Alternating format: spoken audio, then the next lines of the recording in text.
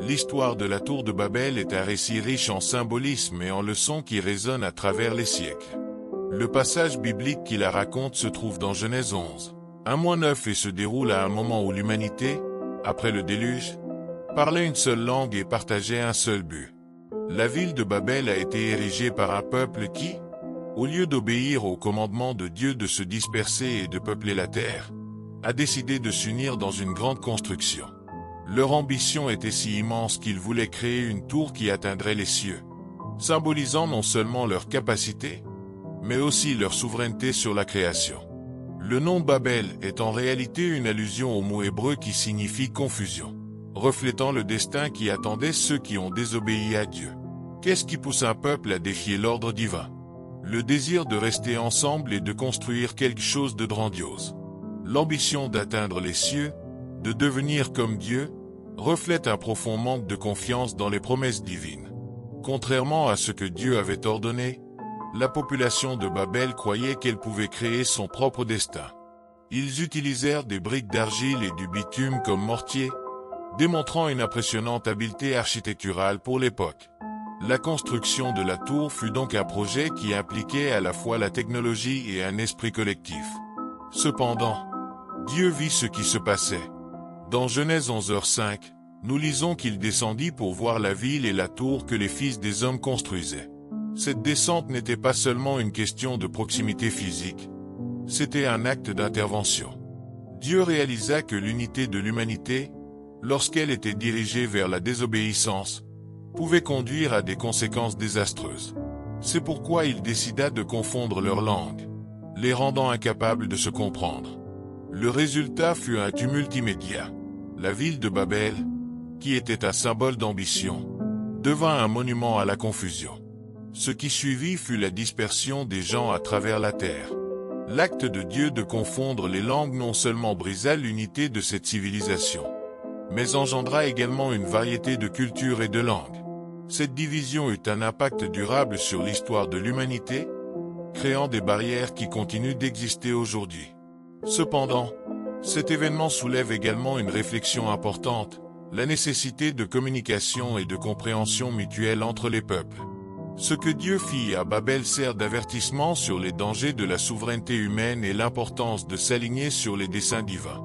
La ville de Babel et sa célèbre tour sont souvent associées aux ziggourats, qui étaient des temples en forme de tour courantes en ancienne Mésopotamie. Ces structures étaient construites en plusieurs niveaux et étaient accessibles par des escaliers ou des rampes. La ressemblance entre la tour de Babel et les ziggourats nous donne une idée de ce que cette construction pourrait avoir été. Cependant, ce que l'on sait de la tour est limité, et de nombreux chercheurs débattent de son emplacement exact. Certaines traditions suggèrent qu'elle était située près de la ville moderne de Babylone, en Irak, tandis que d'autres théories pointent vers des lieux alternatifs, comme la ville de Ninive. La construction de la tour de Babel symbolise également la quête humaine d'autosuffisance et le rejet de l'autorité de Dieu. Le désir de construire une tour qui atteindrait les cieux représente la tentative d'atteindre le divin sans la due révérence. C'est une lutte constante dans l'histoire de l'humanité, la tendance à se mettre à la place de Dieu, à vouloir contrôler et dominer la création. Le récit de la tour de Babel nous pousse à réfléchir sur les limites de ce que nous pouvons atteindre sans la direction et la bénédiction divine. De plus, l'histoire de Babel sert d'avertissement sur les conséquences de l'arrogance et de la souveraineté humaine. Le désir de construire la tour n'était pas seulement une ambition architecturale, c'était une déclaration d'indépendance par rapport à Dieu. La confusion des langues et la dispersion des personnes furent des conséquences directes de cette arrogance. Aujourd'hui, nous pouvons voir des parallèles avec la société contemporaine, où la quête de pouvoir et de contrôle mène souvent à la division et au conflit. Enfin, l'histoire de la tour de Babel nous invite également à reconsidérer ce que signifie être unis. L'unité est un thème récurrent dans la Bible, mais l'unité autour de buts divins est essentielle. Ce dont l'humanité a besoin, ce n'est pas seulement d'une langue commune, mais d'une compréhension et d'une mission commune, alignée au plan de Dieu. Cette leçon est particulièrement pertinente dans un monde de plus en plus divisé, où les différences culturelles et linguistiques peuvent être perçues comme des barrières plutôt que des opportunités de dialogue et de coopération. l'histoire de la tour de Babel continue d'être un sujet de réflexion. Et à chaque génération, de nouvelles leçons peuvent en être tirées. Tout comme les habitants de Babel, nous devons être attentifs à nos propres désirs d'autosuffisance et de contrôle. Que voulons-nous construire dans nos vies? Quelles sont les tours que nous érigeons? Il est essentiel que nos efforts et nos ambitions soient dirigés par un désir sincère d'honorer Dieu et de promouvoir la compréhension entre les peuples. En résumé, le récit de la tour de Babel est une puissante allégorie sur la condition humaine, la désobéissance, la confusion et l'espoir. Bien que l'histoire ait ses racines dans les pages de la Bible, ces leçons résonnent profondément dans notre réalité contemporaine. Puissions-nous apprendre des erreurs des habitants de Babel et rechercher la véritable unité qui provient de la compréhension et de la révérence envers Dieu. Il est essentiel qu'au milieu de nos différences, nous puissions trouver des points communs qui nous unissent dans un but plus grand.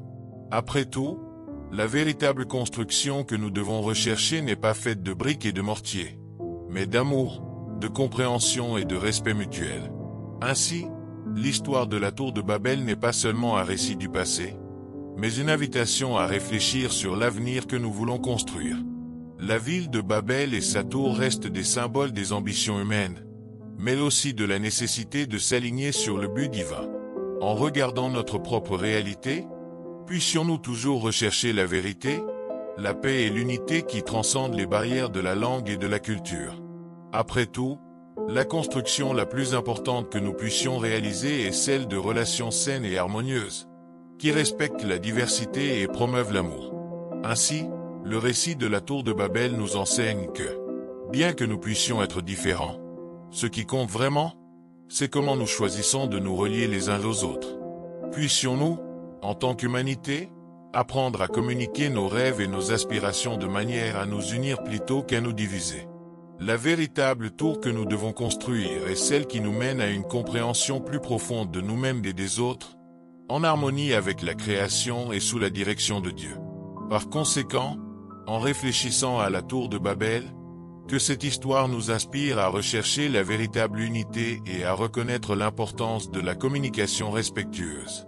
Puissions-nous apprendre des erreurs du passé et travailler ensemble pour construire un avenir qui honore la diversité et célèbre l'unité autour d'un but plus grand.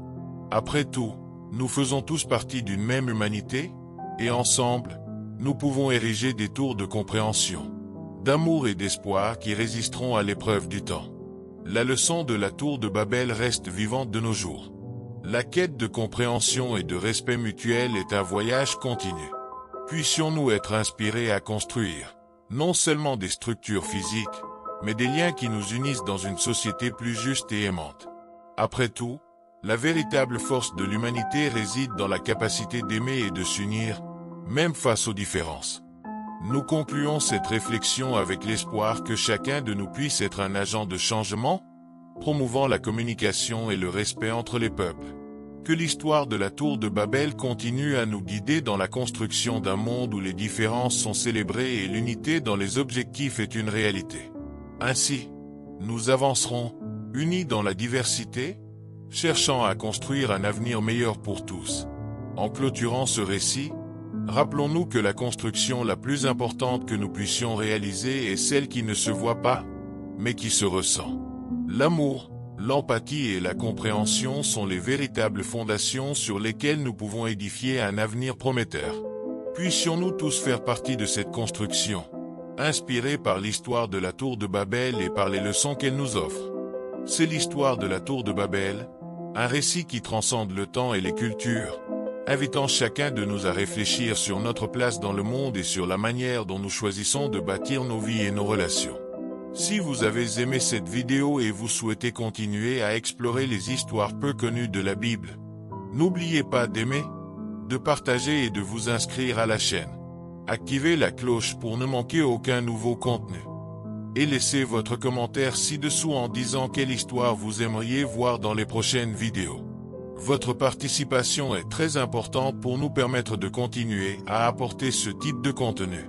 À la prochaine vidéo.